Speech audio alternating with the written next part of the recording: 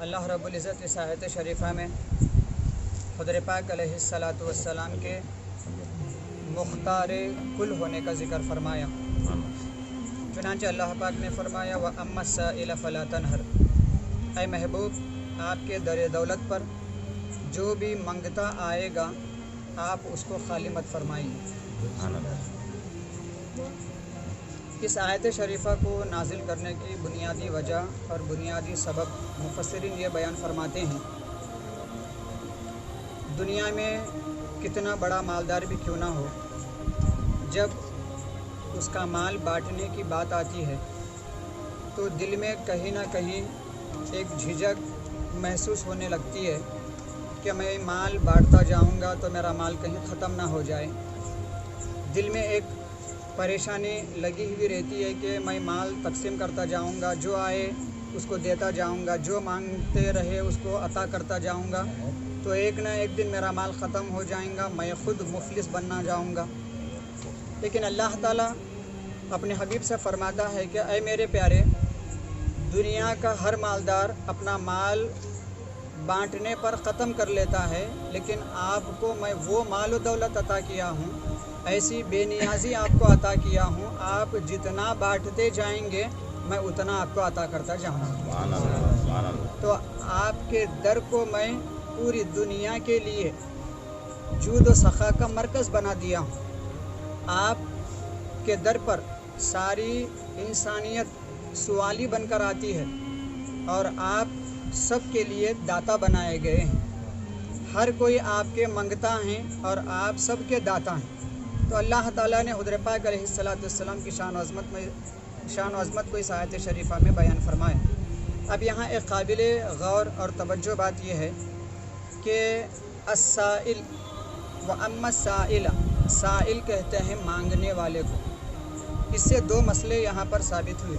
ایک مسئلہ یہ معلوم ہو رہا ہے، اللہ تعالیٰ فرماتا ہے اے محبوب مانگنے والا جب آپ سے آ کر مانگے، تو معلوم یہ ہوا کہ اللہ تعالیٰ خود فرماتا ہے کہ نبی سے مانگنا جائز ہے۔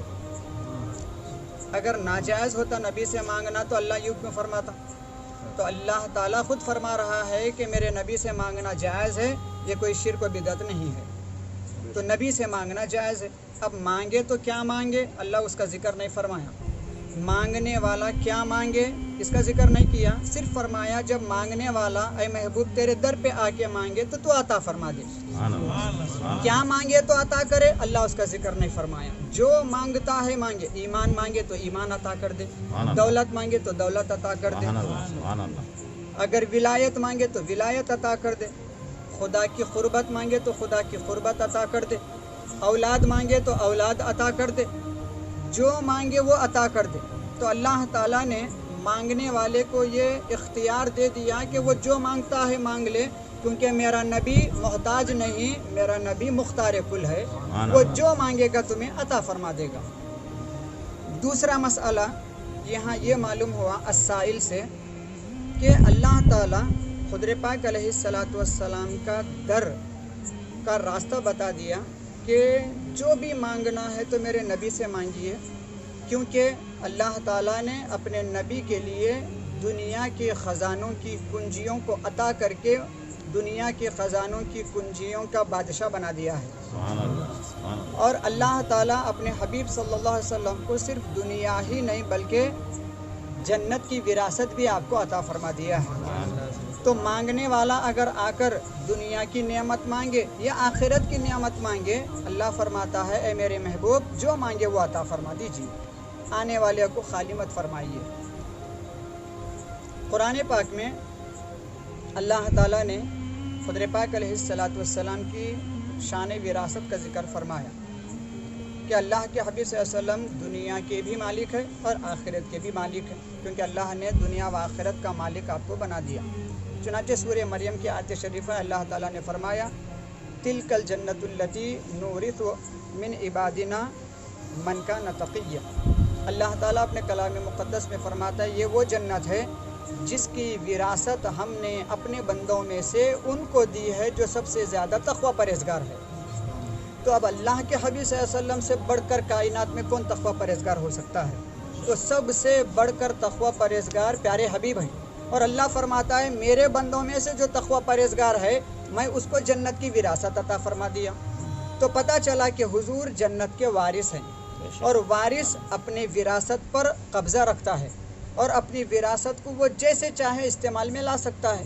تو اللہ فرماتا ہے میرے نبی کو میں نے جنت کی وراثت عطا فرما دی۔ یہی وجہ ہے کہ اللہ کے حبیب صلی اللہ علیہ وسلم صحابہ کو جنت تقسیم فرماتے گئے۔ جب حضور کے در پہ جب صحابہ جاتے تو وہ دنیا کی نعمت نہ مانگتے تھے، بلکہ نبی کے در پہ جب جاتے صحابہ تو جنت کو مانگا کرتے تھے۔ اور اللہ کے حبیب نے کبھی یہ نہیں فرمایا کہ میں جنت نہیں دے سکتا، میں مجبور ہوں، جنت کے لیے یہ کرو، جنت کے لیے وہ کرو، بلکہ اللہ کے حبیب نے فرمایا دنیا ہی میں 10 صحابہ کرام کو ایک محفل میں جنت کی بشارت عطا فرما دی۔ بخاری شریف کی اور ایک روایت ہے جس میں یہ بیان کیا جاتا ہے کہ اللہ کے حبیب صلی اللہ علیہ وسلم ایک باغ میں حضرت ابوبکر صدیق، حضرت عمر فاروق، حضرت عثمان غنی رضی اللہ تعالی عنہم کو ایک ہی وقت میں تینوں کی جنتی ہونے کی بشارت عطا فرما دی۔ تو اللہ کے حبیب صلی اللہ علیہ وسلم کے پاس دنیا کی نعمت کیا ہے؟ جنت بھی کوئی مانگتا ہے تو عطا فرما دیتے ہیں۔ ایسی بے نیازی اللہ نے اپنے نبی کو عطا فرمایا۔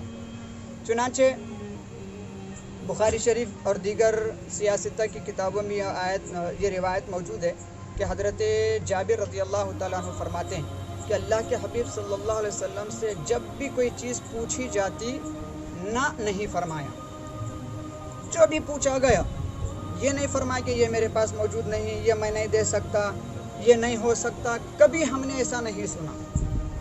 اس کے بعد اس آیت کی، اس حدیث پاک کی شرح میں امام بخاری رحمۃ اللہ علیہ فرماتے ہیں اللہ کے حبیب صلی اللہ علیہ وسلم نے لا کا استعمال صرف کلمے میں استعمال فرمایا، کیونکہ کلمے میں لا ہے، لا الہ الا اللہ، لا کے معنی عربی میں نہیں۔ حضور سے جب کبھی بھی کوئی چیز پوچھی جاتی حضور کبھی بھی عربی میں لا نہیں فرمایا، جو بھی پوچھا گیا نعم فرمایا، ہاں میں یہ دے دوں گا۔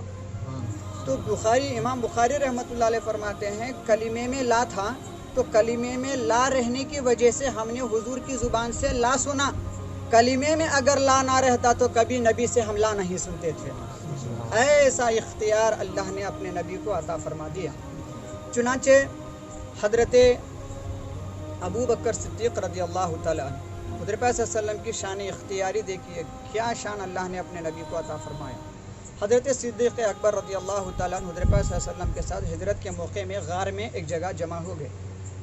حضرت صدیق اکبر رضی اللہ تعالیٰ عنہ کو پیاس محسوس ہونے لگی، تو آپ اللہ کے حبیب صلی اللہ علیہ وسلم سے عرض کیے کہ یا رسول اللہ پیاس بہت ستا رہی ہے، پانی کی ضرورت ہے۔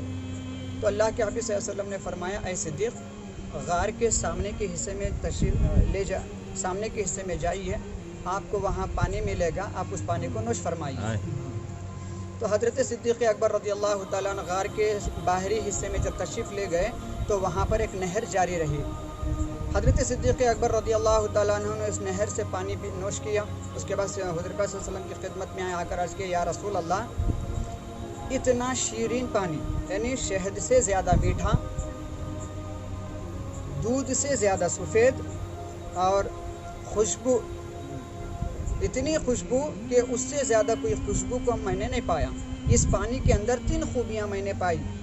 تو اللہ کے حبیب صلی اللہ علیہ وسلم نے فرمایا ہاں صدیق کیوں نہیں پاؤ گے، کیونکہ یہ پانی دنیا کا پانی نہیں بلکہ یہ جنت الفردوس کے نیچے جاری ہونے والی نہروں پر جو فرشتے تھے ان فرشتوں میں سے رب نے ایک فرشتے کو حکم دیا کہ ایک جنت الفردوس کی نہر کو غار کی طرف پھرا دو، کیونکہ میرا نبی کا صدیق اس پانی کو نوش فرمانے والا ہے۔ تو جنت کی اس نہر کو غار کی طرف اس فرشتے نے پھرا دیا، صدیق اکبر نے اس کو نوش فرمایا۔ اس کے بعد عرض کیا یا رسول اللہ کیا میرا مرتبہ رب کے دربار میں اتنا بڑا ہے؟ تو حضور پاک علیہ السلام نے فرمایا اے صدیق تمہارا مرتبہ تو اس سے بلند ہے۔ پھر اس کے بعد اللہ کے حبیب صلی اللہ علیہ وسلم نے فرمایا اگر کوئی اپنے دل میں تمہاری نفرت رکھتا ہے اور وہ 70 نبیوں کے جیسی عبادت بھی کر لے تو اللہ تعالیٰ اس کو جنت میں داخل نہیں فرمائے گا۔ تو یہ مقام اللہ نے حضرت صدیق اکبر کا ظاہر فرمایا۔ تو دوسری طرف پیارے آقا صلی اللہ علیہ وسلم سے جب پانی پوچھا گیا تو دنیا کا نہیں بلکہ جنت کا پانی عطا فرما دیا۔ یہ میرے نبی کا اختیار ہے کہ جب نبی کریم صلی اللہ علیہ وسلم کی خدمت میں صدیق اکبر نے پانی مانگا تو اللہ کے حبیب نے جنت کا پانی آپ کو عطا فرما دیا. تو دنیا ہی میں جنت کی نعمتوں کو صدیق اکبر نے پا لیا. یہ روایت تفسیر روح البیان میں ہے، تفسیر در منصور میں ہے، اور دیگر احادیث کے کتب میں بھی یہ روایت موجود ہے. حضور پاک علیہ الصلوۃ والسلام کی شان بے نیازی کے متعلق اگر بیان کرتے جائیں تو رات ہے، مہینے بھی کم پڑ جائیں گے، سال بھی کم ہو جائیں گے. ایسی شان بے نیازی اللہ نے اپنے نبی کو عطا فرمایا. وقت کا لحاظ کرتے ہوئے ایک روایت بتا کر میں اپنی بات کو سمیٹ لیتا ہوں. حضور پاک علیہ الصلوۃ والسلام اپنی ظاہری حیات ہی میں نہیں بلکہ پردہ یعنی ظاہری طور پر پردہ فرمانے کے بعد بھی آپ کے در دولت پہ کوئی اگر جا کر منگتا تو اللہ کے حبیب اپنے مزار اقدس سے بھی اس کے مانگنے پر عطا فرما دیتے ہیں. چنانچہ جذب القلوب میں یہ بات موجود ہے کہ ایک بزرگ حضرت ابو بکر اقطع رحمۃ اللہ علیہ مدینہ شریف تشریف لے گئے. 5 دن تک بھوکے پیاسے تھے. 6 دن پیارے آقا صلی اللہ علیہ وسلم کے بارگاہ اقدس میں حاضر ہوئے اور عرض کرنے لگے، یا رسول اللہ انا ضیف، اے اللہ کے حبیب صلی اللہ علیہ وسلم، اے اللہ کے رسول صلی اللہ علیہ وسلم، میں آپ کا مہمان ہوں، 5 دن سے بھوکا ہوں، مجھے کچھ کھانے کے لیے عطا فرمائیے. روضہ اطہر کے پاس کھڑے ہو کر مانگ رہے ہیں. قربان جائیے، مانگنے والا کسی مردے کے پاس نہیں مانگا، مانگنے والا زندے نبی کے پاس مانگا ہے. تو نبی کو زندہ مانگتے تھے تبھی تو ان سے مانگے ہیں. تو مانگنا کیا تھا کہ تھوڑی دیر کے بعد ان پر نیند کا غلبہ آ گیا تو وہ وہیں بیٹھے بیٹھے نیند کے آغوش پہ چلے گئے. خواب میں کیا دیکھتے ہیں کہ پیارے آقا صلی اللہ علیہ وسلم تشریف لا رہے ہیں. آپ کے سیدھی جانب صدیق اکبر ہے، آپ کے بائیں جانب حضرت عمر فاروق ہیں، اور آپ کے آگے مولا علی ہیں، اور آپ کے پیچھے حضرت عثمان غنی ہیں. چاروں کے درمیان میں پیارے آقا تشریف لا رہے ہیں. حضرت مولا علی تیزی کے ساتھ آ کر فرمانے لگے، اٹھو، کیا تم نہیں دیکھتے ہو پیارے آقا تشریف لا رہے ہیں؟ تو فوری تیزی کے ساتھ دوڑے حضور کے قدموں میں بیٹھ گئے اور عرض کیا، یا رسول اللہ، بہت بھوکا ہوں، پیاس اور بھوک سے تڑپ رہا ہوں. 5 دن گزر گئے مدینے میں آ کے لیکن میری بھوک نہیں مٹی. تو اللہ کے حبیب صلی اللہ علیہ وسلم نے جنت کی روٹی آپ کو عطا فرما دی. تو آپ جب آدھی روٹی تناول کیے اس کے بعد آپ کی آنکھ کھل گئی تو کیا دیکھتے ہیں کہ ہاتھ میں آدھی روٹی ابھی موجود ہے. تو یہ میرے نبی کی شان ہے کہ دنیا سے ظاہری طور پر پردہ بھی کرتے ہیں تو منگنے والوں کو عطا نہیں، منگنے والوں کو خالی نہیں فرماتے. کیونکہ اللہ نے فرمایا وَأَمَّا السَّائِلَ فَلَا تَنْهَرْ، اے نبی منگنے والا جب آپ سے آ کر مانگے تو آپ عطا فرما دیجیے، اس کو خالی مت کریے. اللہ یہ نہیں فرمایا کہ اے نبی زندہ ہو تو عطا کرو، بظاہری طور پر پردہ کرے تو مت عطا کرو. اللہ نے یہاں کوئی قید نہیں لگائی. جب خدا کوئی قید نہیں لگایا، نبی اور صحابہ کو جب کوئی قید نظر نہیں آئی تو آج کے ملا کو کہاں سے یہاں قید نظر آنے لگی؟ تو اللہ کے حبیب صلی اللہ علیہ وسلم کو اللہ نے ایسی شان بے نیازی عطا فرمائی کہ ہر چیز حضور پاک صلی اللہ علیہ وسلم عطا فرماتے ہیں. اس لیے مانگتے وقت بھی ڈائریکٹ نبی سے مانگ سکتے ہیں، یا رسول اللہ مجھے یہ دیجئے، یا رسول اللہ مجھے وہ دیجئے، کیونکہ خدا خود کہتا ہے مانگنا ہے تو میرے نبی سے مانگو، کیونکہ میں نے سب کچھ میرے نبی کو عطا فرما دیا. بخاری شریف کی روایت ہے، اللہ کے حبیب صلی اللہ علیہ وسلم نے فرمایا، انما انا قاسم واللہ یؤتی، بے شک میں تقسیم کرتا ہوں، اللہ مجھے عطا فرماتا ہے. تو جو اللہ نبی کو عطا فرماتا ہے پیارے آقا وہ سب کچھ اپنی امت کو تقسیم فرماتے ہیں. لہٰذا ہر مسلمان کو چاہیے کہ یہ عقیدہ رکھیں کہ خدا دیتا ضرور ہے لیکن اپنے نبی کے واسطے اور وسیلے سے دیتا ہے. ہمیں جو بھی نعمت ملتی ہے خدا کے واسطے اور وسیلے سے، خدا کے نبی کے واسطے اور وسیلے سے ملتی ہے. یہ چند باتیں تھیں جو آپ کی خدمت میں اس آیت کی روشنی میں رکھی گئیں. اللہ تعالیٰ سے آخر میں دعا ہے کہ مولا جو کچھ کہا گیا سنا گیا